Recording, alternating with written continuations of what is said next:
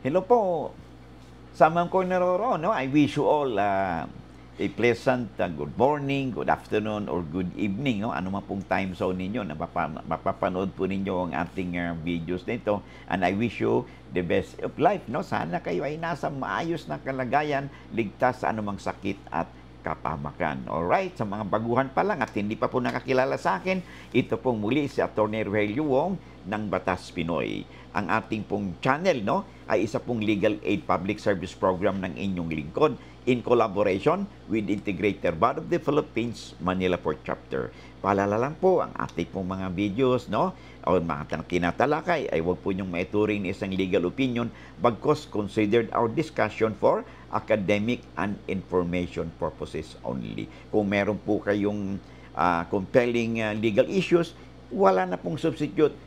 Consult your lawyer in your community. Alright? So, back po sa ating talakayan, okay?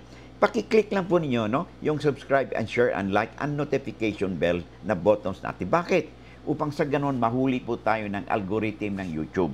At pag nahuli po tayo ng algorithm YouTube, because depende po yan sa marami nagsusubscribe, nag-share and like, no, sa videos. The more na i-share and like ninyo, the more na mahuhuli tayo ng algorithm ng YouTube at the more na marami po tayong mga kababayan na makapag-share po sila sa ating napag-usapan dito dahil sila din po ay maaring makinabang, no, dito sa mga legal na impormasyon natin na tatalakay.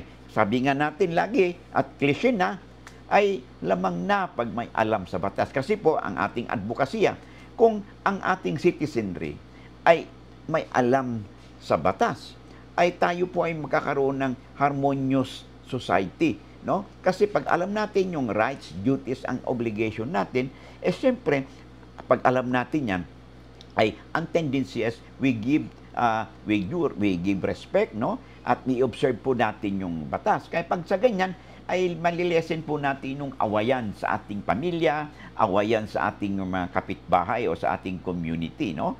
At upang kasi alam natin yung rights and duties at obligations po natin. In this way, then magkaroon po tayo ng harmony sa ating community, okay? At malilesen po yung conflict at maiwasan po yung mga napaka expensive na at saka na litigation, no? At lalo na, no, kung ito ay may kinalaman sa minsan kadalasan mga mana, okay, tungkol sa lupa, pinaka the best na at minsan naluloko, nabubudol, no? At wala naman pong excuse diyan, no? Kasi bakit ba tayo nabubudol? Kasi po nagtitiwala tayo, wala namang tao na gustong mabudol. Kaya nabudol dahil nagtitiwala tayo. Kaya sino ba usually yung nagbubudol sa atin? Siyempre kadalasan, no? Ito yung meron tayong kaibigan natin o kamag-anak o kakilala, no? At tayo yung nagtiwala. But ganun talaga ang buhay. Kaya we have to be careful also, okay? At saka po tandaan po natin, hindi po natin pwedeng ikatuwiran na pag tayo hindi nakasunod sa batas at kinasuhan tayo, ay hindi po natin ikatuwiran na pasensya na po, no? Hindi ko po alam na may batas palang ganyan. Kasi sa batas po natin, nakalagay po, ignorance of the law excuses no one from compliance thereof. So, ina-assume ng ating lipunan, ina-assume ng batas na alam po natin yung batas. Kaya in-expect na ng batas natin na mag-comply po tayo sa ating rights, duties, and obligations sa ating kapwa at sa ating lipunan. Okay? Pag sa ganito, ay hindi po tayo magkaroon ng conflict with the law at maging matiwasay po kahit paano ang ating buhay, ang ating pakipagbaka sa pang-araw-araw nating gawain. Alright? So, okay. So, ito pong sulat sa atin, taga Davao po siya, Davao City. Nagsulat siya sa atin, ito may kinalaman, no? Sa issue kung ano ba talaga ang karapatan nila kasi it appears, no, na sila daw ay may lupa, no? May lupa at may kapitbahay din siya. And then matagal na sila nakatira doon, pati yung kapitbahay nila. And then yung kapitbahay nila nagpasukat. Okay? Nung nagpasukat na, napansin niya na, abay, sumubra naman yung sukat at lumampas sa kanilang property. Okay? At kaya pala ganon, ay sabi nung kanilang kapitbahay, teka muna, meron kaming deed of sale dito.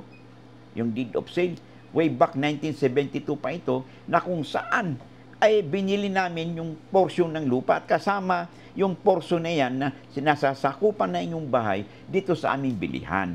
Okay? So, nagtataka itong sumulat sa atin, no?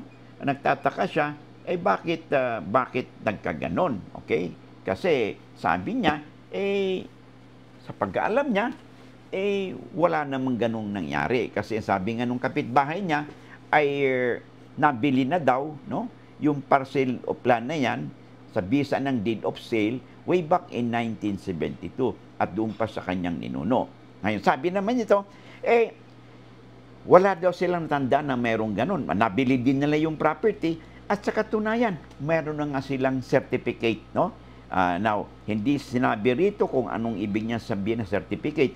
Is this a certificate of title na sinasabi mo or ito ay your tax declaration certificate? But nonetheless, so tinatanong niya sa atin kung sino ba ang may better right sa kanila. Kasi sinasabi nung may hawak na deed of sale, hindi. Ito, may deed of sale kami. Kasama yan sa aming bilihan. Okay? Pag sa ganitong kasi ang panghawakan ng may hawak na deed of sale, siyempre kung anong area ang nakalagay doon. Kung ang nakalagay doon, halimbawa, assuming na tama siya, okay? At ang kanyang boundary na property ay doon sa sumulat sa atin, okay? Ay, although, si Albert ang sumulat sa atin, no? Ang area, halimbawa, ay lampas nga at doon nakarating sa kanyang bahay, okay? So, masasabi natin na, maaaring in good faith itong yung sumulat, maaaring in good faith yung kapitbahay nila kasi nagpasorbe siya base doon sa deed of sale na hawak niya doon sa area. Okay? So, ito ngayon yung conflict. In short, tinitingnan ko yung question, okay? Ang issue dito is, who has a better right, no? Between the two purchasers. Okay? Kasi nag-claim yung nagpasorbe na sinakop yung kanilang portion ng bahay na meron siyang deed of sale. Sabi naman nung si Albert, meron din kaming deed of sale. Nabili namin ito. Matagal na. Matagal na namin nabili ito. At sa katunayan, meron na kaming titulo o meron kaming tax declaration certificate. Okay? So sabi niya, alin ba dito? Sino ba ang dapat may right sa amin? Ayun ang kasagutan. At sasagutin po natin ngayon sa episode nito. But actually, itong katanungan nito ay marami na po tayong mga sinagot dito, no?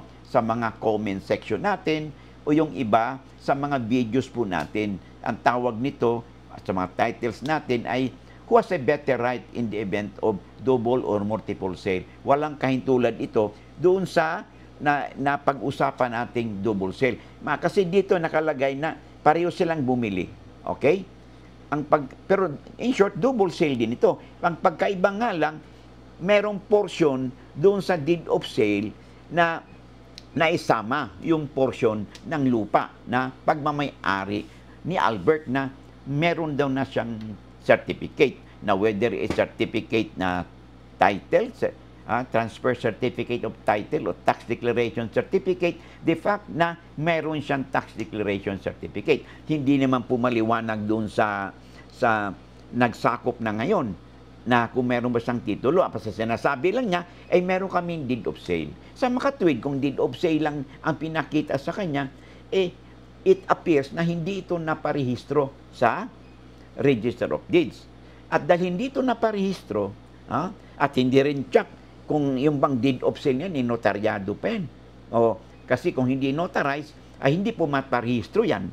At kung hindi bayad ang mga capital gains tax, documentary stamp tax, ay hindi rin sila mabibigyan ng certificate authorizing registration ng BIR. Sa makatwid, hindi rin mahirehistro.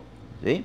Pero dahil sabi ni Albert ay meron siyang certificate na, whether it's certificate of title o tax declaration certificate, sino ngayon ang may better right?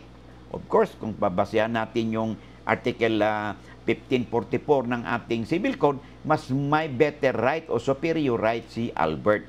So kaya Albert, mayroon kang superior right, no, compared dito sa inyong kapitbahay. Okay, bakit? Ano bang sabi ng batas? Okay, ito 'yon. Ang sabi ng batas kasi ganito, sino ba ang may better right? Sabi ng batas, ang may better right, ang preferred ng batas is in the following order of priority. Number 1, sabi niya, the first to register the sale in good faith. Yan. The first to register the sale in good faith. So, kung na-register ni Albert yun, okay? At in good faith siya yung mabibigyan ng priority. Siyang may better right. Okay? Now, meron namang situation na hindi na register. Okay? Okay. Ang gagawin, sino bang may right? Sabi naman dito, the first to take possession in good faith. At saka siyempre, the purchaser for value in good faith. So, palaging nakaakibat dito ang in good faith. Okay? Doon sa una, kailangan the first to register the sale in good faith. Okay? Palagi may in good faith yan. Okay? The second priority is the first possessor in good faith. Sino bang nakaunang possession doon? Okay? So, in short, sa kwento sa atin ni Albert, sila yung may nakaposition, better sila na nakaposition na because nauna sila in possession doon sa property na yun. Compared doon sa sinasabi nung yung kapitbahay nila na 1972 pa raw. Okay? So it appears na sila ni Albert mas earlier doon. Pero kahit na nga wag natin pagbabasihan yung kung kailan sila nag-possession, ang sabi ng korte ng ating batas ay kung sino yung naunang magpa-register sa Register of Deeds ng kanilang bilihan in good faith. Yan. So, and third, kung walang possession, halimbawa, wala ding na-registre sa Register of Deeds, walang registration, sino ang sunod? Yung buyer in good faith, no? Who can present yung pinaka-lumang instrumento, deed of sale man o estate tax o inheritance man yan, kung sino makapag-present, at ng mga lumang dokumento, the oldest document, and in good faith.